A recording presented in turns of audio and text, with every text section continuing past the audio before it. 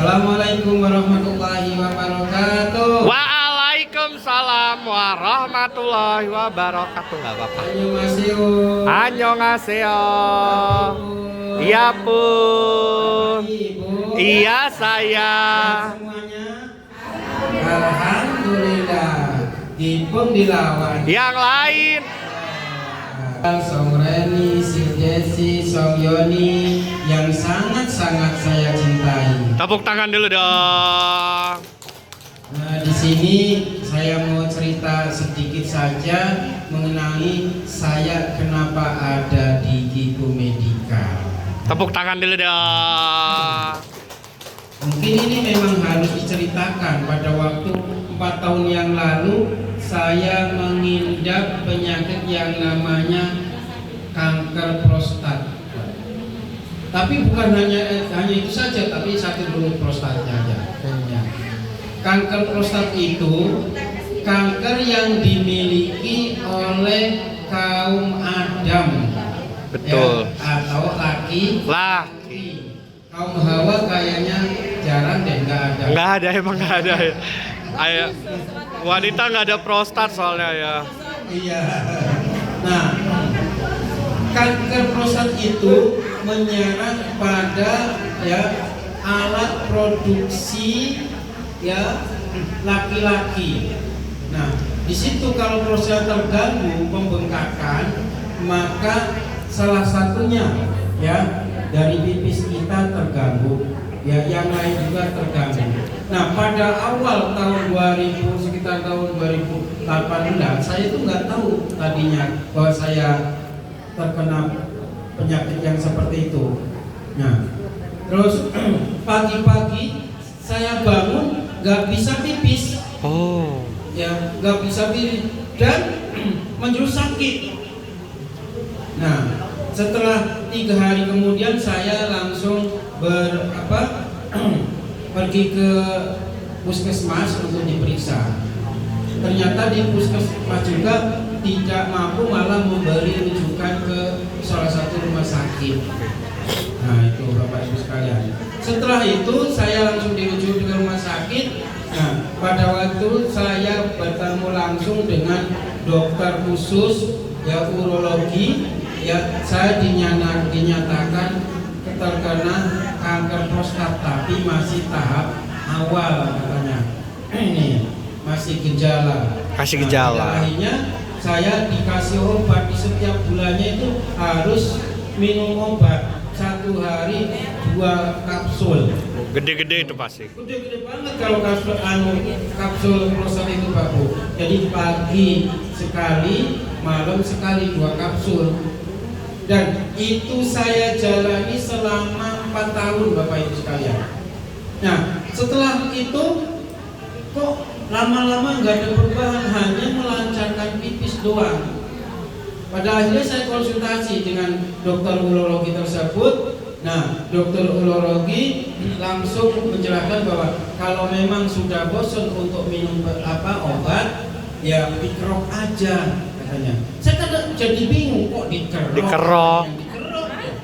Nah, ternyata kalau dokter itu tidak pernah menjelaskan mengatakan masalah operasi, karena kalau operasi itu mengerikan. Pada takut ya. Menakutkan pada pasien, makanya dikerok. Kalau katarak juga katanya bukan dioperasi tapi dikerok. Itu juga kanker prostat juga harus dikerok. Nah, saya balik bertanya, kok dikerok apanya dok? Gitu kan?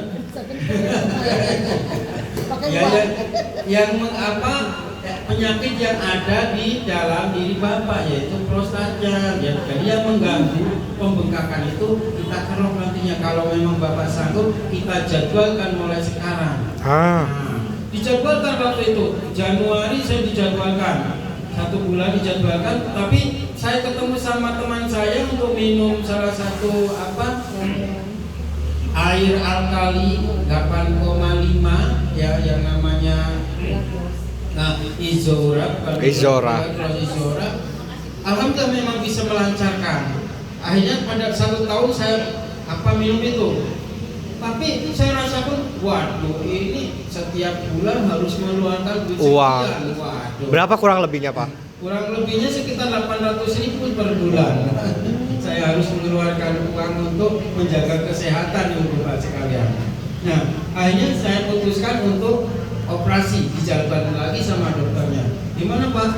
Ya udah dok, saya menyerah, kalau mau dikerok silahkan. Akhirnya dikeroklah di bulan Idul Adha kemarin, saya di tahun kemarin ya, di bulan Idul Adha. Setelah dikerok ibu bapak sekalian, saya terkena yang namanya apa Bu? BMW. Kembali. Infeksi. Tuh. Setelah dikerok, karena saya memakai kateter selama 4 minggu, pada akhirnya kena infeksi. Itu sakitnya malah lebih-lebih Bu. Menggigil, dingin ya, panas dingin. Orang sunat. Masuk lagi ke rumah sakit setelah operasi 1 bulan, masuk lagi ke rumah sakit untuk menyembuhkan apa infeksi tadi. Dikontrol sama dokter kesana sini pada akhirnya dinyatakan hanya infeksi. Infeksi kok sakitnya kayak gini dok, saya bilang gitu. Tapi itulah kata dokter ya, hanya memberi semangat kepada pasien, makanya selalu diringankan itu. Nah setelah itu yang pada akhirnya ya istriku sendiri karena lagi ngurus kakak juga, kakak ipar saya, kakaknya istri saya terkena stroke waktu itu, tidak bisa ngomong ya, dibawa ke sini selama kurang lebih 3 bulanan. 3 bulanan. Setelah 3 bulan, karena saya lihat kok ada perkembangan di kakak saya, akhirnya saya diajak sama istri saya, diajak untuk terapi.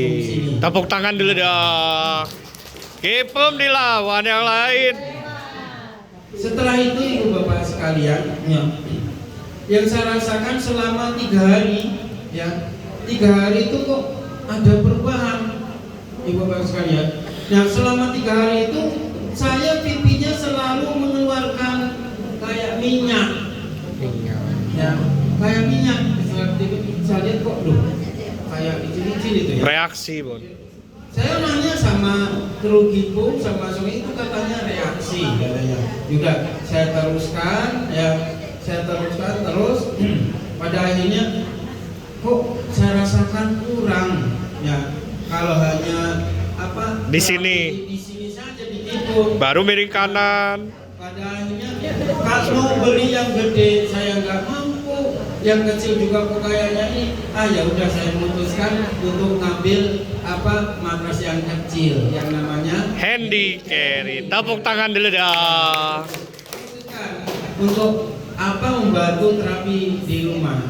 Alhamdulillah manfaatnya banyak banget tuh Bapak sekalian ya. Kalaupun kita udah terapi di sini ya, udah berubah ya. Kalau hari libur ibu bapak sekalian kita nggak terapi, itu nanti pipisnya yang saya rasakan ibu bapak sekalian itu keluar kayak gumpalan darah kecil-kecil. Tuh, kayak gumpalan darah kecil. Kalau kita istirahat terapi, makanya saya selalu walaupun ya hujan bagaimanapun saya tetap diterabas. Tepuk tangan dulu dong. Kalau saya berhenti itu akibatnya kok kalau saya berhenti ini terapi kok keluar ada kayak merah-merah itu. Ya udah setelah itu ya udah, selain memutuskan untuk membeli alat terapi yang carry, saya selalu aktif mengunjungi Gipum Medical. Ya. Nah, kenapa? Nah, alhamdulillah ibu bapak sekalian, yang selama ini kok nggak terasa juga.